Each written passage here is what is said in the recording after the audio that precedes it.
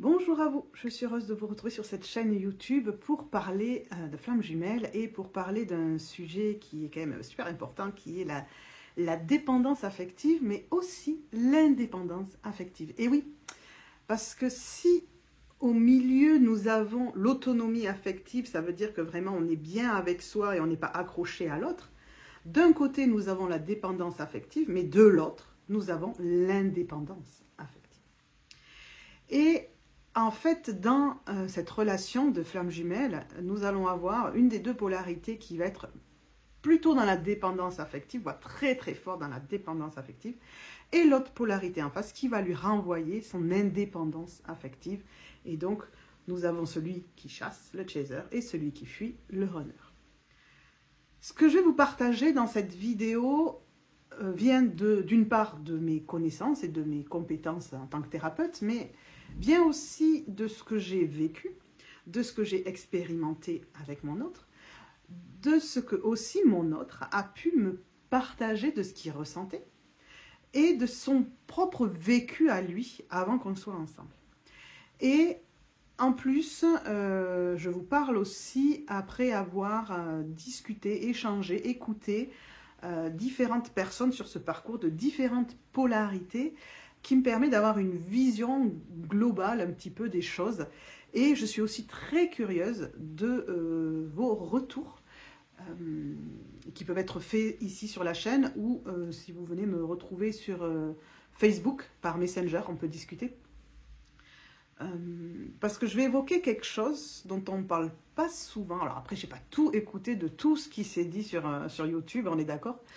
Mais qui est que on va potentiellement expérimenter avec notre jumeau l'inverse de ce qu'on expérimentait avant. Alors, pourquoi je dis ça? Je dis ça parce que dans ma relation avec mon autre, j'étais plutôt celle qui était dans cette dépendance affective. Alors, le chaser va vouloir avoir l'autre, va vouloir avoir des preuves d'amour à cause de sa blessure d'abandon, de sa blessure de trahison, qui fait que c'est une personne qui est insécure affectivement à l'intérieur. En fait, ça vient, d'où ça vient, ce manque affectif, ce vide, ça vient forcément de l'enfance. Mais dites-vous que vous le trimballez déjà depuis plusieurs incarnations, hein, c'est pas arrivé comme ça du jour au lendemain. Ça vient en fait que, enfant, vous n'avez pas reçu l'affection de la façon dont vous aviez envie de le recevoir. Et ça, c'est important parce que potentiellement, vous avez reçu une forme d'affection, c'est juste qu'elle ne correspondait pas à ce que vous vouliez. Donc, ça a créé un vide, un manque, mais ça a aussi pu... Et donc ça a pu même biaiser votre vision de ce que c'est de recevoir de l'affection. C'est-à-dire, en particulier pour les polarités yin, les blessures de rejet, qui développent un ego qu'on appelle le faux self. Et ce faux self nous fait voir la réalité à l'envers. Elle déforme la réalité. Et par exemple, quelqu'un qui est dans cette blessure de rejet va trouver normal d'être maltraité par ses partenaires parce que comme c'est ça que cet enfant a vécu, c'est-à-dire potentiellement des violences verbales, des violences psychologiques, des violences physiques, le faux self a dit ben, c'est ça qui est normal, c'est comme ça qu'on me montre qu'on m'aime. C'était une façon de survivre, il fallait absolument qu'on se dise que même si on me maltraite, quelque part on m'aime, même si je supporte pas ça et si j'en veux pas, ben, pour survivre, l'ego s'est accroché en se disant ça doit être normal. C'est ça en fait la normalité. Ce qui fait qu'adultes, ces personnes-là peuvent développer des dépendances affectives avec des personnes qui vont les maltraiter verbalement, voire physiquement, voire psychologiquement, et s'accrocher à ça, ne pas réussir à en sortir. Donc, le fait de ne pas avoir reçu l'affection de la façon dont on voulait, ce que je vous disais, ça a pu biaiser cette vision de ce qu'est-ce qui est OK à recevoir. Donc cet enfant qui a manqué d'affection, qui a eu un manque affectif, va développer deux comportements. Et il peut avoir les deux, on peut passer de l'un à l'autre. D'accord? C'est juste qu'on a du mal à s'arrêter au milieu. On passe de l'un à l'autre. Et donc, il va développer soit de la dépendance affective, c'est-à-dire s'accrocher à l'autre.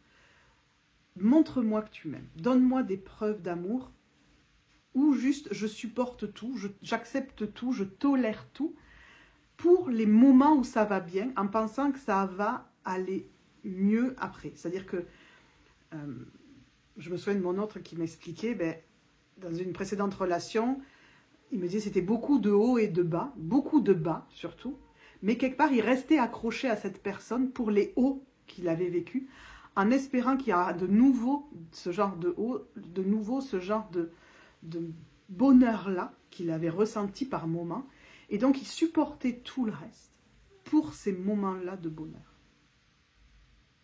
Et ça, c'est vraiment le reflet de cette dépendance affective. On s'accroche au moment où ça va bien pour justifier tous les moments où ça ne va pas. On va faire plein d'efforts pour correspondre à l'autre, non pas pour être mieux avec soi. On fait des efforts parce qu'on pense que c'est ça que l'autre attend de nous, parce qu'on se dit que c'est nous le problème si on ne reçoit pas l'affection telle qu'on veut la recevoir. Donc là, on est vraiment dans la dépendance affective. On s'oublie, on se perd, on se limite, on se désincarne, on n'est plus connecté à nos besoins. Ça peut faire des personnes qui perdent leur travail, qui ne sont plus bien dans leur travail parce que c'est plus le travail qui a du sens. La seule chose qui devient importante pour eux, c'est cette relation, et donc ils perdent toute connexion avec la réalité. Même si on leur dit n'y va pas avec cette personne-là, ils vont y aller quand même parce qu'ils s'accrochent à ces bribes de bonheur.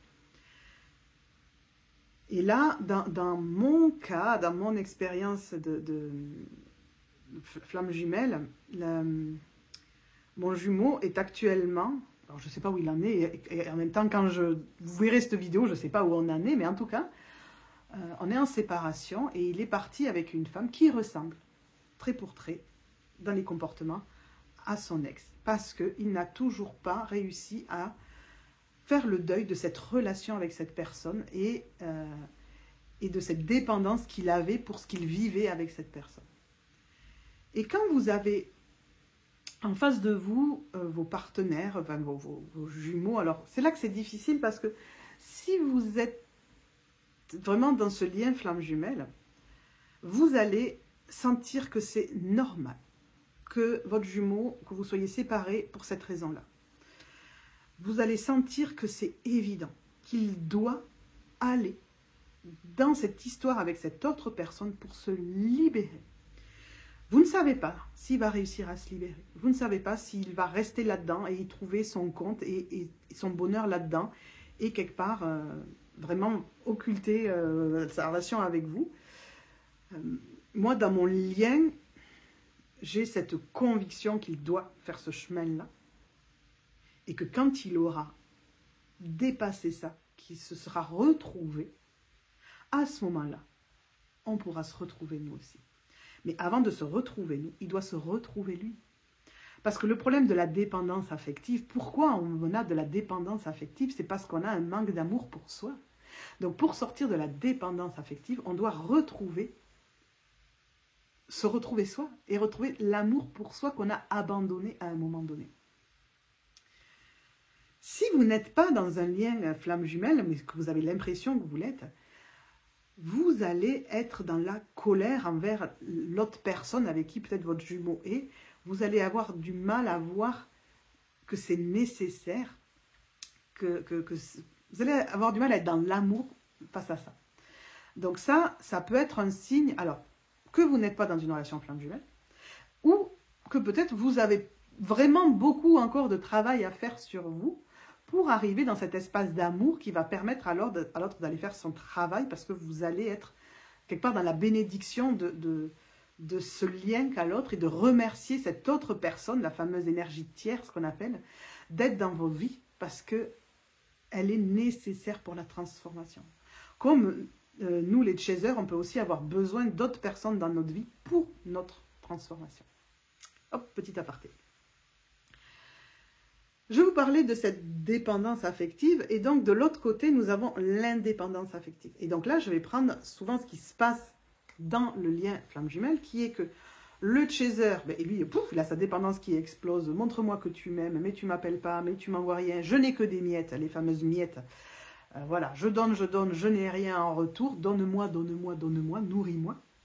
Et en face, nous avons le profil runner polarité yin fuyant qui, en fait, nous montre qu'il n'a pas besoin de nous, qu'il ne nous écrit pas, qu'on n'est pas sa priorité, qu'il a plein d'autres priorités dans sa vie, qu'on est au même niveau que tout le monde, qui ne nous donne pas l'attention qu'on voudrait, etc. Et qui, en fait, s'est mis dans cet autre extrême de cette indépendance affective. Je n'ai besoin de personne. Je n'ai pas besoin des autres pour aller bien. C'est-à-dire qu'il s'est fermé à l'affectif. Là où d'un côté, vous en voulez plus, vous voulez remplir le vide, de l'autre côté, cette indépendance affective a mis un couvercle sur ce vide intérieur affectif en disant, de toute façon, je n'en ai pas besoin, c'est pas un problème pour moi, je n'en veux pas. Et qu'est-ce qui va se passer dans cette relation de flamme jumelle? C'est que le runner ne demande rien, limite au chaser. Limite, il lui demande rien. Parce que s'il lui demandait quelque chose, le chaser dirait oui. Et il se mettrait en 4 à chaque fois. Parce qu'on se met déjà en 4 pour l'autre, même quand il ne nous demande rien. Alors, s'il nous demandait quelque chose, et ça, je l'ai vécu dans notre fin d'histoire, là. Voilà, au moment où j'enregistre, on est en séparation. Et il a eu un accident quand il venait me voir. Voilà, il venait me voir en passant dans ma ville. Il venait me faire un peu la surprise. Il venait me voir et il a eu un accident. Et donc là, il n'a pas eu, entre guillemets, je dirais, d'autre choix que...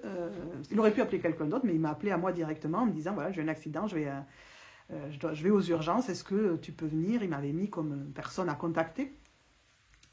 Et donc, déjà oui, naturellement, de la même façon que j'aurais fait ça pour mes filles, même pour mon ex, pour mes parents, enfin voilà, de la même façon.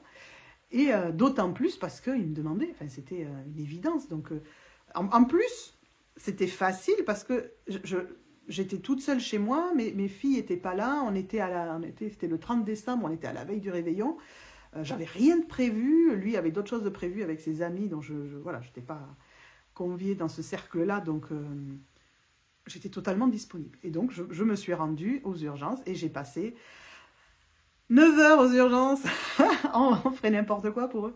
Mais bon, une fois qu'on y est, on va pas repartir en plein milieu. Oh, ça me saoule ton truc, je me casse. Voilà, une fois qu'on y est, on y est. Et il a énormément culpabilisé du fait que j'étais venue pour lui, alors que je disais, mais non, c'est normal. Et ce qui l'a d'autant fait culpabiliser, c'est que j'ai chopé toutes les maladies qui traînaient dans cette salle d'attente, voilà, mi-gastro, mi-grippe, mi-je sais pas quoi, et que pendant que lui avait son plâtre et ses béquilles, moi, j'étais malade avec lui. Et ça l'a fait culpabiliser de voir un peu les conséquences, pour ce qu'il a vu, lui, comme des conséquences au fait de m'avoir demandé de l'aide et que je sois venue l'aider. Et donc ça, c'est vraiment quelque chose... voilà, ils n'aiment pas demander d'aide parce qu'ils savent qu'on le ferait. Une autre fois, ça a été de me demander de lui amener son fils. Il était toujours avec ses béquilles et de lui amener son fils. Et là, c'est pareil. En plus, c'est ça qui est intéressant, c'est que ça ne me contrariait aucun de mes plans. J'avais rien de prévu. Donc, c'était facile à faire. Donc, je l'ai fait. Hop, voilà, il avait demandé à plein de monde avant. Parce qu'en fait, c'est ça qui est intéressant, c'est que les personnes qui sont dans cette indépendance affective, ils disent « je me débrouille tout seul, je ne demande rien à personne ». Et quand ils demandent à quelqu'un, eh bien souvent en face, ils ont des refus ou alors on les plante, ce qui leur fait dire « vous voyez, j'ai raison de jamais demander, de toute façon, personne n'est là pour moi ». Et quand ils demandent à leur chaser est là pour eux. Et ça vient les bousculer parce qu'ils n'ont pas l'habitude que quelqu'un soit là pour eux, que quelqu'un puisse revoir tous ses plans. Voilà, bon, il me demande en début d'après-midi si je peux transporter son gamin. Le soir même, j'arrive chez lui avec son gamin et je reste et je repars le lendemain. Voilà, j'ai dédié 24 heures de ma vie pour aller lui amener son gamin. Et lui, il se dit, mais waouh, ça lui coûte, en fait, à lui, de nous voir, nous, sacrifié pour lui, là où en fait pour nous c'est pas un sacrifice à cet endroit-là. Là j'ai rien sacrifié par exemple, mais pour lui il a l'impression qu'il nous a volé du temps. Mais je lui dis mais attends, tu te rends compte que ça m'a permis de rencontrer où tu vivais, tes amis, je découvre le truc. Et non, et pour lui c'est waouh, hyper douloureux de voir que quelqu'un est là pour eux. De la même façon, quand il a été blessé, il est resté 1 semaine chez moi et j'ai pris soin de lui. Et ça, c'était aussi hyper douloureux pour lui de se voir immobilisé, de se voir inutile et que quelqu'un prenait soin de lui. Donc là, je veux bien vos retours en fonction de vos polarités. Comment vous vivez ça?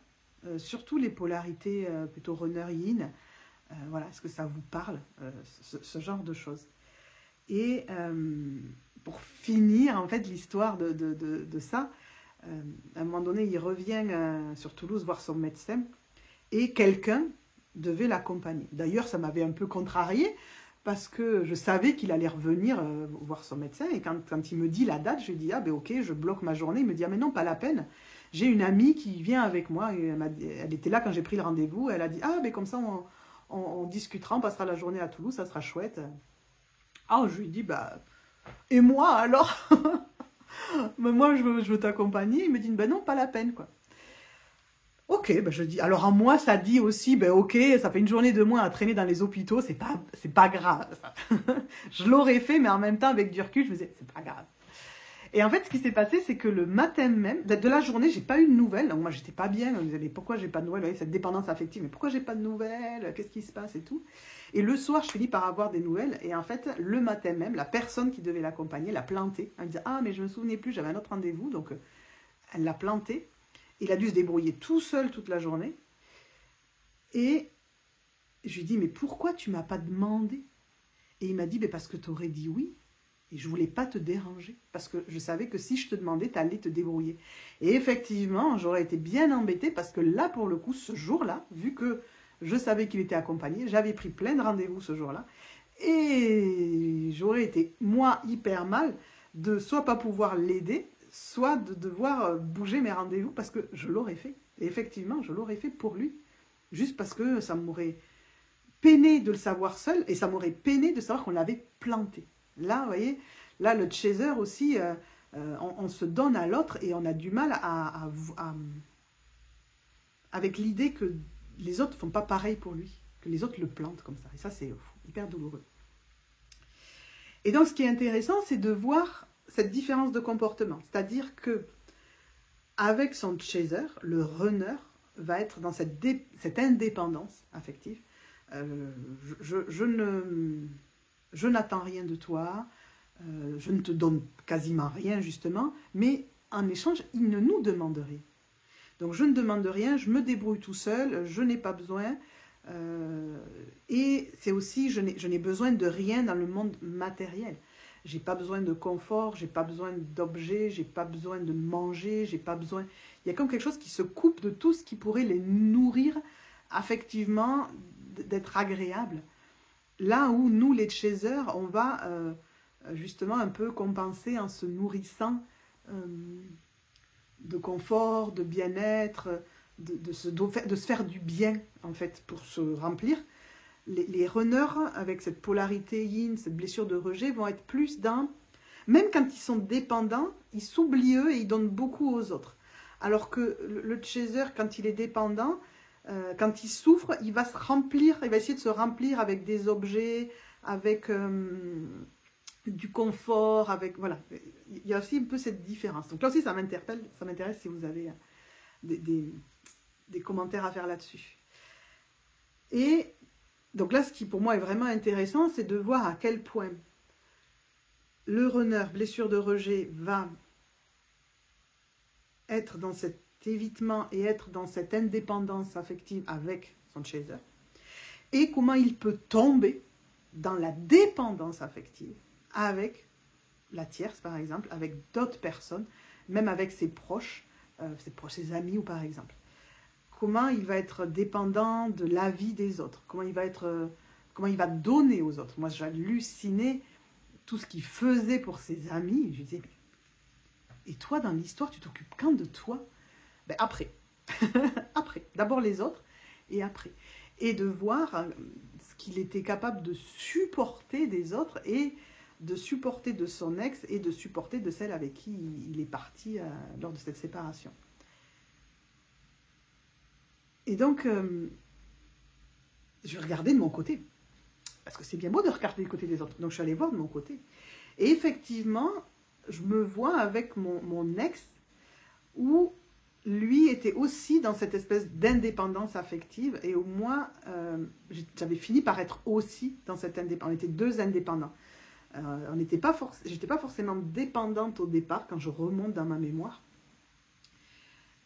Mais lui était assez rapidement indépendant, à vouloir faire seul, à pas donner. Et moi, j'ai arrêté à un moment donné aussi de donner et d'attendre, c'est-à-dire je fais un peu mimétisme et je suis aussi tombée dans l'indépendant. Et d'ailleurs, c'est pour ça que quand je me suis mise en couple avec mon jumeau, j'ai un peu halluciné de cette dépendance affective parce que je ne l'avais pas avant, je ne pensais pas avoir... alors, je ne l'ai pas eu beaucoup, le travail que j'avais fait sur moi en amont, ce qu'on appelle la précompensation avant la rencontre des âmes jumelles, ce travail que j'avais fait avant, a fait que j'avais déjà bien grossi, dégrossi émotionnellement, bien dégrossi les manques que j'avais une capacité à m'en rendre compte. Et ce qui fait que quand j'ai commencé à être avec lui, assez rapidement, je lui ai dit, je lui ai verbalisé, j'ai fait « Oh bordel, là il y a un truc, je n'étais pas prête quoi ». Ça me submergeait à l'intérieur de vouloir l'autre, de vouloir m'accrocher, les émotions que ça me fait vivre. Je lui ai dit « Mais c'est un tsunami que tu me fais vivre là, mais... C'était hallucinant. » Et lui, de me voir me débattre là-dedans et de me dire, tu vas y arriver, quelque part, tu vas retourner à l'équilibre. Tu vas, vas-y, navigue, apprends à naviguer dans les eaux tumultueuses que crée notre relation et tu vas revenir à quelque chose de plus posé. Et c'est vrai, c'est si on s'en rend compte, si on se voit là-dedans, ça veut dire qu'on va être en capacité de naviguer et de se retrouver soi, de se redonner de l'amour à soi. Et pour ça, pour arriver à cet endroit-là, on va devoir passer par la fameuse séparation. Parce qu'au moment de la séparation, le fait de se séparer, on va vraiment sentir ce vide, ce manque, autant l'un que l'autre. Et c'est à cet endroit-là qu'on va pouvoir choisir qu'est-ce qu'on en fait. Et je ne sais pas ce qu'il est en train de faire. J'ai hâte de le retrouver pour qu'il me raconte ce qu'il aura vécu à cet endroit-là, même si j'ai quand même des connexions et que voilà, il se passe je vois des choses, mais voilà, ça lui appartient.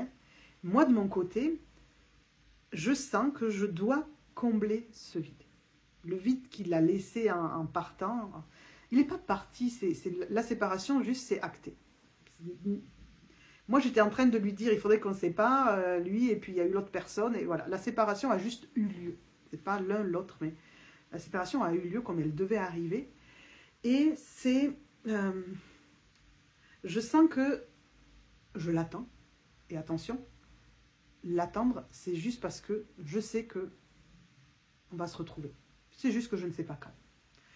Et je sens que je ne dois pas l'attendre dans cet espace de vide. C'est-à-dire tout mon corps dit « Ah non, non, non, non, non, non.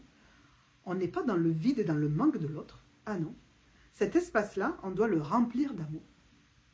On doit le remplir de vie. On doit le remplir d'expérience. On doit le remplir de plein de choses pour qu'il ne sente pas qu'on l'attend dans un espace de vide. L'autre, quand on est en séparation, notre runner, on doit lui laisser l'espace de se transformer, de se retrouver lui, pendant que nous, on se retrouve nous et on avance de notre côté. Et c'est en avançant et en construisant qu'on remplit cet espace du cœur, là, donc on remplit cet espace-là que quelque part on a senti vide, et en le remplissant, on le décharge de la responsabilité qu'on avait mise sur lui de remplir notre vide affectif.